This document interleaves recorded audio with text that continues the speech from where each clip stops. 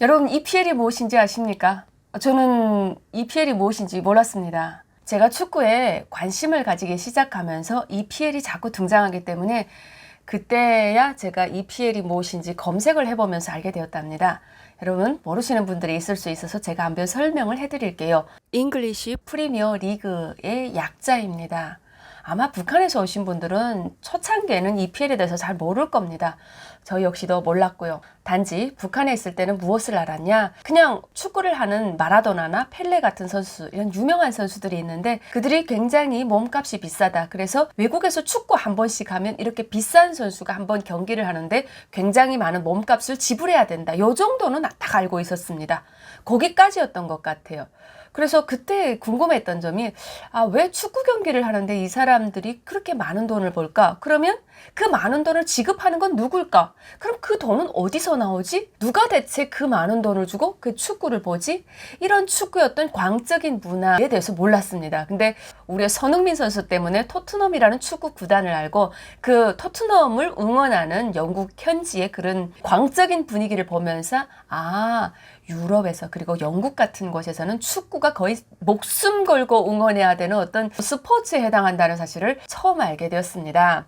북한에서는 보통 그 코너킥 이런 거를 뭐 구석차기라고 이야기하고 페널티킥이라고 하는데 그러지 않고 북한에서는 한번 이런 반칙을 줬기 때문에 11m 앞에서 벌차기에서 공을 넣는다라고 해서 11m 벌차기 이렇게 부릅니다. 그래서 문지기가 골을 막았습니다. 슝! 골입니다. 자, 이번에간 반칙을 했기 때문에 11m 벌차기를 얻어냈습니다. 자, 이런 식으로 얘기합니다. 그래서 페널티킥이라는 것이 북한에서는 11m 벌차기다라고 하는데 이번에 손흥민 선수가 유럽 프리미어 리그에서 득점왕에 올랐는데 순전히 페널티킥 하나 없이 오로지 필드에서만 23골의 골을 만들어내가지고 득점왕에 올랐다는 것은 굉장히 경이롭고 그야말로 정말 대단한 겁니다. 필드에서만 했다는 게 이게 얼마나 힘든 일인지 축구 팬분들은 아실 겁니다. 단독으로 득점왕에 오르지는 못했지만 그 샬라라는 선수와 이렇게 공동 득점왕에 올라서 골든 부츠까지 이렇게 얻었잖아요. 그 노란 부츠를 이렇게 보는데 제가 왜 그렇게 기쁜지요. 손흥민 선수 한 명이 이렇게 축구 경기를 해서 슈퍼손의 이름을 알린다는 것은 스포츠 외교를 하는 외교 전사라는 것에서도 굉장히 큰 의미가 있는 것 같습니다. 유럽 선수들 이외 아시아 선수들은 절대로 체력적으로 딸리기 때문에 주력이 딸려서 뛰지 못한다는 아시아 선수가 이름을 날릴 수 있다는 것을 상상조차 하지 못했던 북조선 사람으로 살던 제가 손흥민 선수와 함께 어깨 겹고 함께 대한민국 국민으로 살아가는 시대를 쫙 열어갈 줄은 저도 몰랐습니다. 아시아 최초로 골든 슈즈까지 얻은 손흥민 선수에 대해서 지금 중국 매체도 한국 매체도 지금 난리가 났습니다. 경제 효과가 한 2조 원의 효과를 준다고 합니다. 그러니까 간접 효과죠. 광고, 손흥민 선수 때문에 또 관광객이 몰려오고 관련한 상품이 불티나게 팔리고 유통업계 이런 효과, 어마어마한 그런 효과를 발생시킨다고 합니다. 이건희 회장님이 이런 말씀을 하셨대요. 천재 한 명이 국민 1만 명을 먹여 살린다고요. 그러니까 1만 명 중에 정말 한 명만 있으면 1만 명을 먹여 살린다는 거 아닙니까? 전 세계 6억 명 이상의 시청자를 갖고 있는 프리미어 리그. 2022년 월드컵 공인구 모델로서 우리 또 손흥민 선수가 이렇게 다른 나라 선수하고 같이 자타공인 또 모델이 되었더라고요. 그리고 저는 정말 자랑스러운 게 피파 홈페이지에 들어가면 떡하니 중심에 손흥민 선수가 있다는 거. 중국 사이트 같은 경우에도 지금 어제 오늘 23골을 넣어가지고 득점왕이 됐다고 지금 아플다 투어 또 손흥민 선수를 홍보하고 있더라고요. 그러니까 웬만해서 한국의 좋은 뉴스를 홍보하지 않는 뉴스조차 다루지도 않는 중국에서 손흥민 선수의 어떤 축구 관련 기사를 이렇게 다루는 걸 보니 아마 중국에 축구 광팬들이 많은 것 같고 중국 역시도 이것을 굉장히 큰 거라고 함께 기뻐해 준다는 것이 상당히 좀 이례적으로 놀라웠습니다. 그 정도로 손흥민 선수는 아시아의 자랑이고 대한민국의 자랑이라는 거, 주변국들이 함께 기뻐해 준다는 것이 놀랍죠.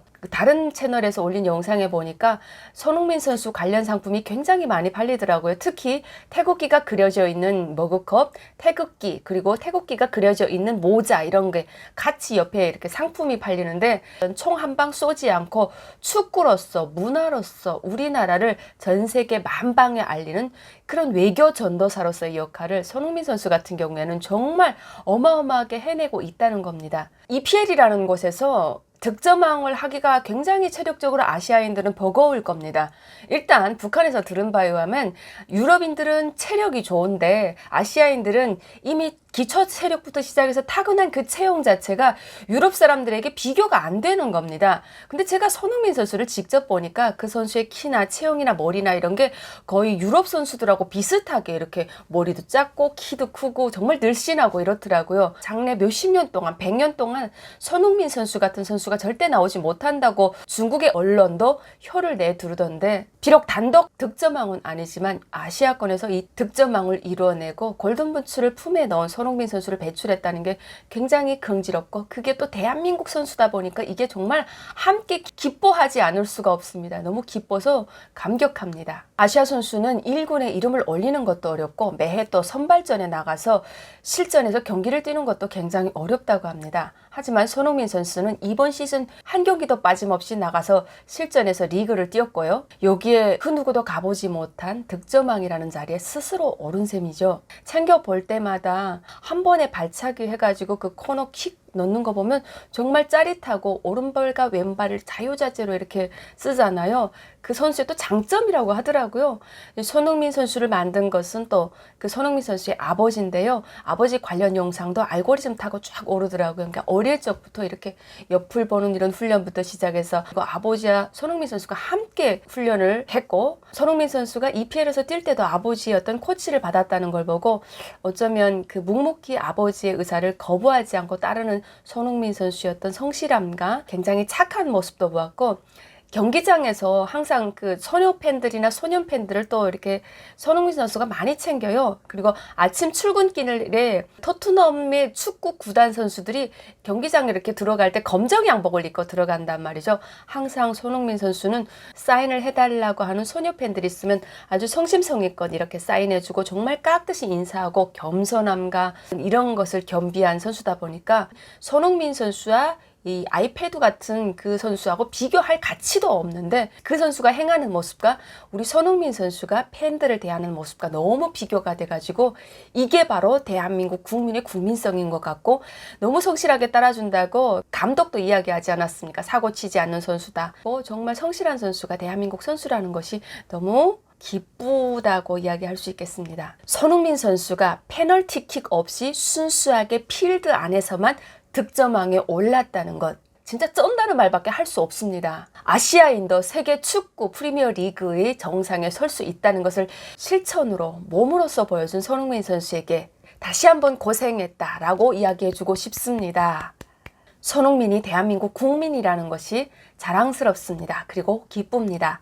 가슴이 뭉클하다는 게 이런 거군요. 당신으로 인해 대한민국이 기쁨에 빠져 있습니다. 손흥민 선수의 앞으로의 무한 발전을 또다시 응원합니다.